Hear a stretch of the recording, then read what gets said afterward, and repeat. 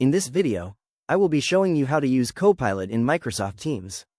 Let's get started. First, I start by clicking on the Microsoft Teams application icon located on my desktop taskbar to open up the app. Just a quick click right here, and let's wait a second for it to load up. There we go. Once Teams opens, I focus on the left navigation sidebar and look for the Copilot icon option. It's that colorful icon right under the Chat and Activity tab. I select and click on the Copilot option from the sidebar to launch the interface. Inside the Copilot dashboard, a preview window appears displaying features and options. This is where you usually see all the cool things it can do, like summarizing chats or drafting messages. At the bottom of the interface, I click on the option that says, Start using Copilot, to move forward. Let's click that. After clicking, a pop-up alert appears in the lower left corner indicating, No subscription found, and notes that an active subscription is required.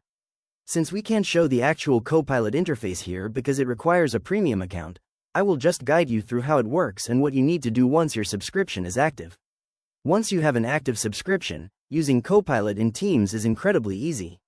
Inside your chats and channels, you will see the Copilot icon in the upper right corner or next to the chat box.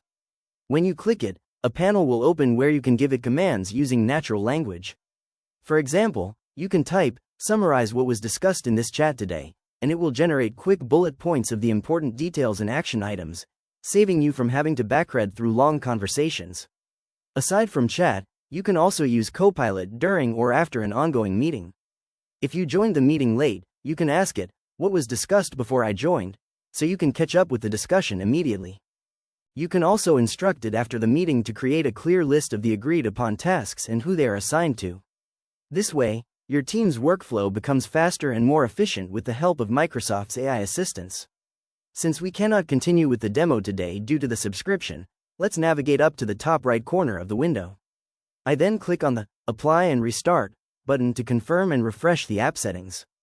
After a brief loading moment, Microsoft Teams fully restarts and returns me cleanly back to the blank desktop screen interface. And that's how easy it is to find and set up Copilot to speed up your work in Microsoft Teams.